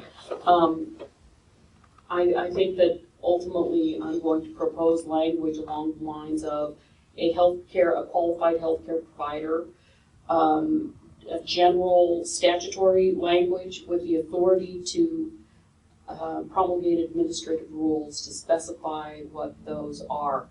I don't know that the Social Security Administration standards are exactly what we want to go for. They're much broader. The specifically identified, they specifically identified as what they call acceptable medical sources as physicians, psychologists, and then a group of additional specialty types: school psychologists, optometrists, podiatrists, speech-language pathologists, and then advanced practice registered nurses and physician assistants, and all of those specifically only working within their registered or licensed scope of authority. So there's always sort of some discretion to exercise or some parameters to set for other than a medical doctor or a doctor of osteopathy or a licensed psychiatrist or psychologist with respect to what conditions they're authorized to treat and those sorts of things. Not that we're going to make those determinations, but I want to leave enough room in our statutes and administrative rules that when an issue comes up, a question comes up, we have a basis to say, yes, we can accept that information as determinative or as a reasonable part of the determination process, and not get into a bind with just having a flat definition with no additional room to sort of look at what's being prescribed or the specialty of the person, if they've treated the person, all of those kinds of things. So I think at this point that would be the proposal, but you'll start seeing legislative proposals fairly soon. So unless anybody has any questions or any thoughts about what that should look like or could look like, that's where we're headed at this point. Our contract reviewer is an MD always? Or is that We have a contract reviewer who is an MD, and we have a contract reviewer who's a licensed psychologist. So for mental health issues, The psychologist reviews records for meta, and because frequently you have a combination of the two, it's not uncommon for both of them to look at a particular claimant case as well. And if we open up that definition, will there be any issues with us continuing to only use an MD and a licensed psychologist in those situations? So we're not, with the definition we're talking about and the provisions, we're not talking about our reviewers who are your resource to sort of understand what the medical records and how compelling the medical evidence and that sort of thing is. We're talking about the definition of who is going to provide medical records to us to be reviewed to begin with, essentially. I mean, put very simply, that's the issue. So, and they were, wanting to expand the definition of physician simply to include APRNs and physician assistants. Well, again, those two things need to be limited to if they're working within the licensed scope of their practice. APRNs have 4 different subcategories, and only one of them, frankly, would be appropriate to be a general treatment provider to provide diagnosis and medical opinion on whether or not somebody has a disability. So, any other questions? Otherwise, we'll Good question.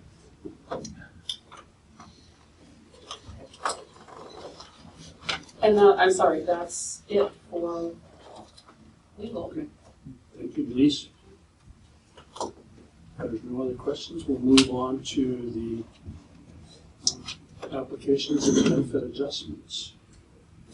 Mr. Chair, members of the board, the active and retired team since November the 1st have processed 70 retirement applications. And the information is in your packet for you to review. I do have one thing I want to point out. We do a mass mailing every year in February. It's a program for bulk mailing that we implemented in M-Trust. And in February, just recently, we mailed out 348 retirement application packets. In comparison to last year, we mailed out 262, so I don't know if that's an indication of a trend of what things are going to look like this year. It's not quite 100 more applications than last year, but close. So, Good news. yeah, could be. So. It's not a bit bad.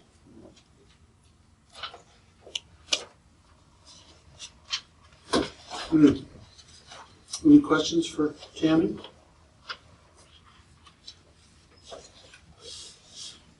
This is about the normal length we have for this time of year, correct?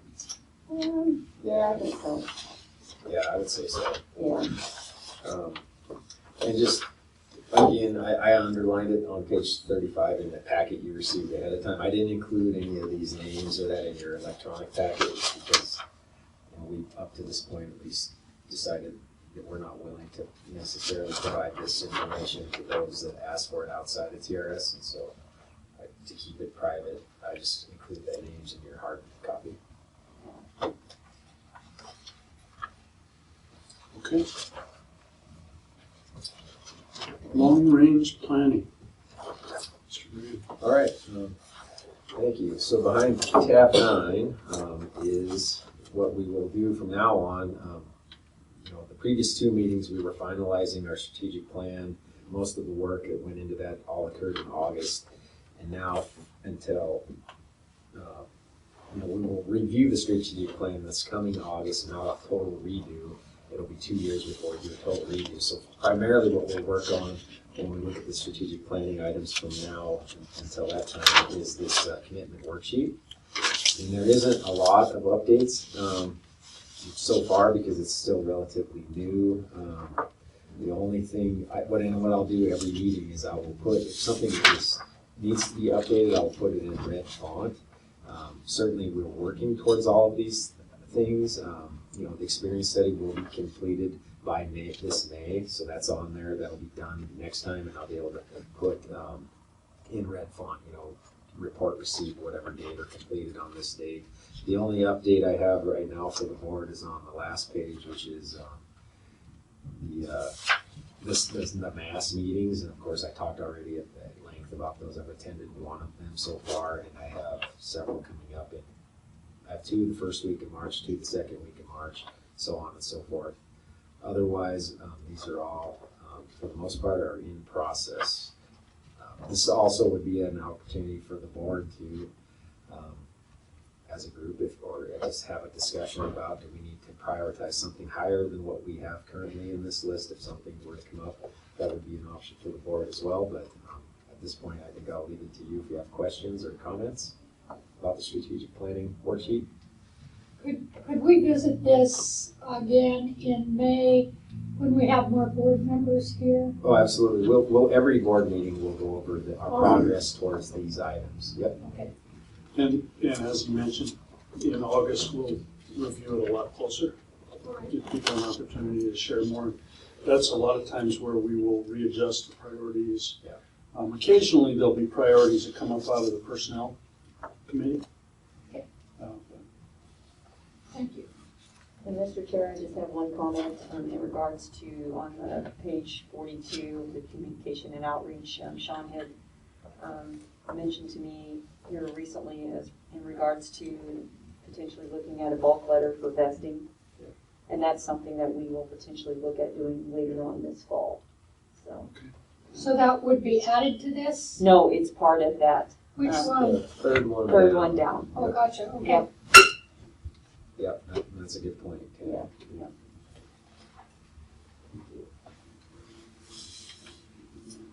Thank you, Jamie. And Sean. Any further questions or comment?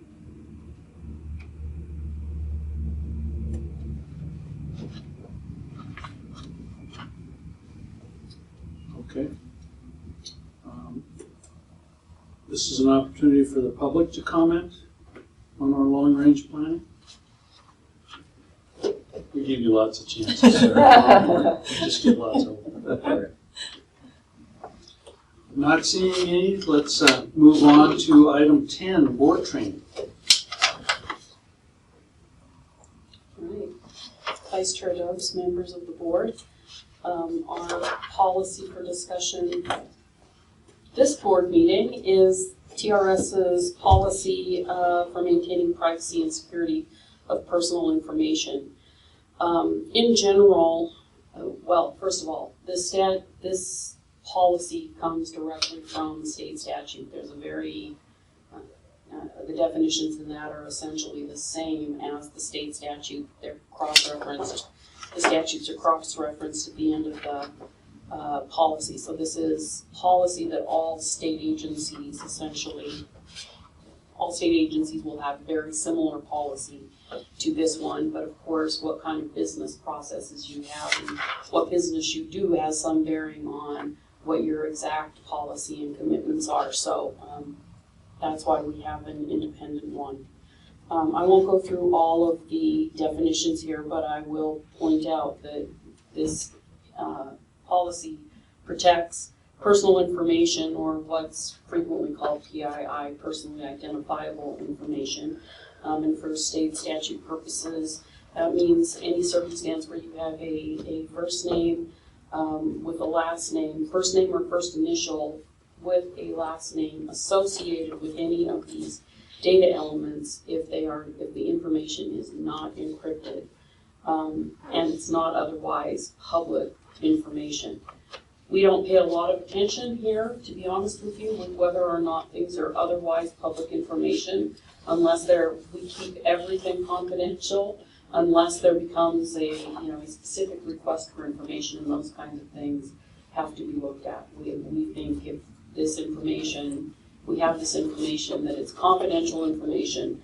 And so that's the name with a social security number, a tax identification number, an identity protection personal identification number. Told you last year I didn't have any idea what that really meant. But actually I've looked it up, and it means the IRS will issue a PIN number, a 6-digit PIN number, which is personal identification protection number, if your social security number has been stolen in the past, if you're a victim of identity theft. So that's what that references to. A driver's license number and identification number issued pursuant to 612-501, which is the state. If you don't have a driver's license, you don't qualify for a driver's license, or you don't get a driver's license, you can nonetheless get a state-issued identification card, and that's the statutory reference there. A tribal identification number or enrollment number and identification number issued by any state, the District of Columbia, or any of our Puerto Rico, Guam, I'm sorry. There you go, territories.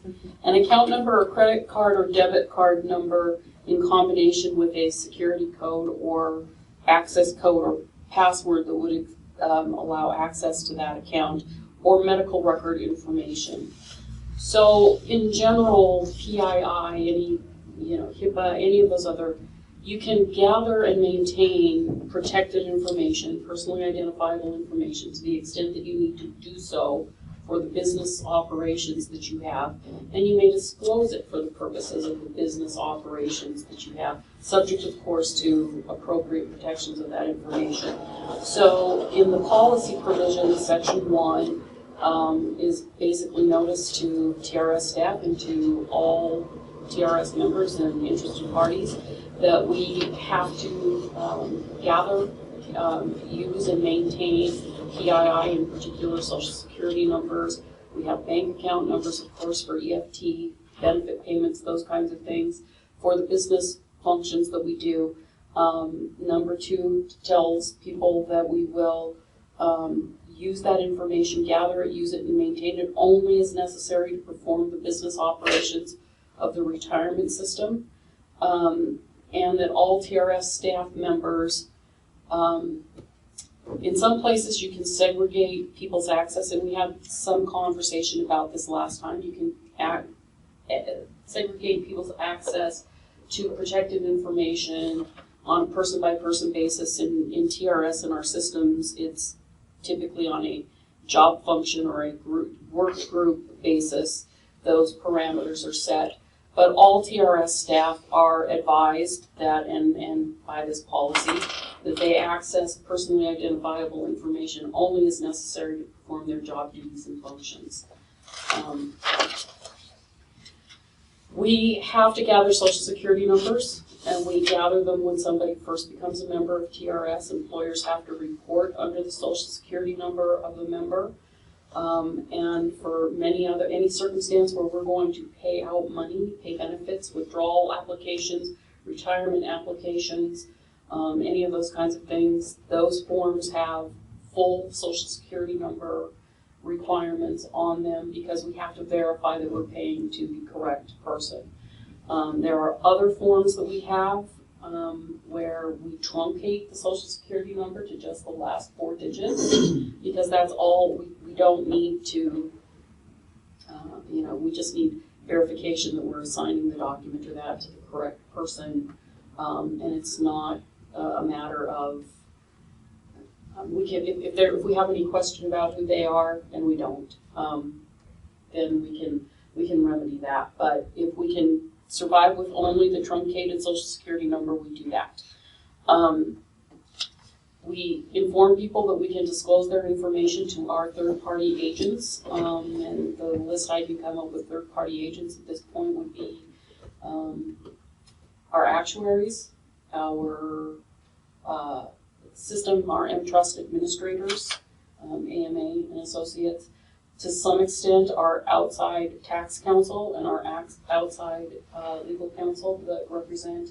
They will have access to documents that contain PII in circumstances that necessitate it, and our death search contractor. Pardon? Rising Stars. Yes, Rising Stars, who is one of our M-Trust project contractors.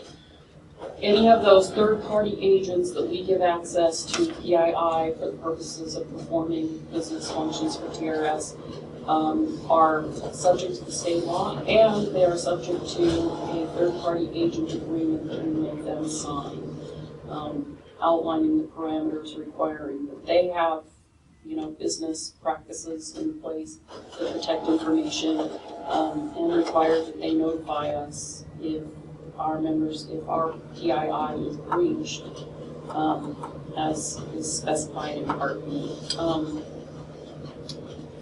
So otherwise, we don't disclose members' personally identifiable information, personal information, protected information, whatever you want to call it, unless the individual to whom that information belongs authorizes us to do that. We have a release of information authorization document they would have to sign to do that, or a personal representative of theirs, somebody with the power of attorney, somebody with conservatorship or legal guardianship, authorizes the disclosure of information. We redact or truncate social security numbers again whenever we can. If we're disclosing social security numbers to third-party agents, we truncate that information unless there's a reason for them to have access to the full amount, and to be perfectly honest, the full social security number. And with all of the third-party agents I just specified, they have access to full social security numbers and need to for various functions they perform. We securely dispose of and shred any documentation hard copy documentation that contains personal protected information. This section 9 is far less relevant these days than it was when we first. We do not store protected information on portable devices or media, so people don't take member information out of the building on a laptop or on a thumb drive or anything else. Frankly, that's much easier to ensure at the point where everything is done by VPN. People can have access to member information when they're off-site by coming through the VPN and accessing the information still in the state systems and within the state firewalls. So far less of a concern these days. We contractually require all third-party agents to have information security policies, and again, that's part of the third-party agent agreement. The second part of the state statute and the second part of our policy is what happens if your data system is breached. And the state requires that we notify people within a reasonable period of time, unless we're advised by law enforcement that there is an investigative reason not to let people know right away. We can delay the disclosure to people whose information has been breached. We require our third-party agents to advise us if their systems are breached and any of our data has been compromised based on that breach. The state requirement also includes if we have to notify people of a breach of our system, that we have to give concurrent notice to the Attorney General Division of Consumer Protection, notice of that, the breach of the data, and the number of people whose data was compromised, and we're entitled to notice under that. Of course, this policy doesn't include, if we have a breach, there are multiple other steps. First and foremost, the contact of risk management, who manages our insurance and is instrumental in sort of managing the cleanup process of a data breach, both from an insurance perspective and from a, here are your steps to do it perspective. So, any questions about the policy, about what it means to you? I don't know if it's on this particular item, but I want to know if the money that was sent to the previous members of TRS that we talked about earlier, are they being sent a W-2? And were they informed that they would have to pay taxes on it? So the withdrawals? Yeah. Yes, they get, is it? 1099. It's 1099. 1099, right. Yeah. And part of that form, I mean, they can elect, I mean, we have mandatory withholding, and then they can elect to have more if they want withheld. Okay. Yeah, the It's new just- regulatory changes to W4R, we're gonna have to be, we'll be implementing that as part of the online withdrawal application. We'll be rolling out later on this year. We'll have that built in, and they can't select less than 20% for a mandatory, or eligible rollover distribution, but they can select more if Yeah, they want to. they're given a whole kind of world of tax implication information on with the withdrawal application. They get a special tax notice that's required by the IRS that informs them of their rollover rights, of the default 20% withholding, and our application form allows them to say whether they wanted to roll over to another qualified plan, so yes. All right, thank you. So, unless there are other questions, I think that's it for the protected information. Thank you very much. Denise, Was that short enough, Sean? We're ahead of schedule. Yeah. I wanted to see this goal a little bit. Actually, that information is really good to know. Really good to know, and because I think a lot of times people do things the way they've always done it, and they don't think about a lot of stuff that's going on around them. At least that's my experience with people in the education world.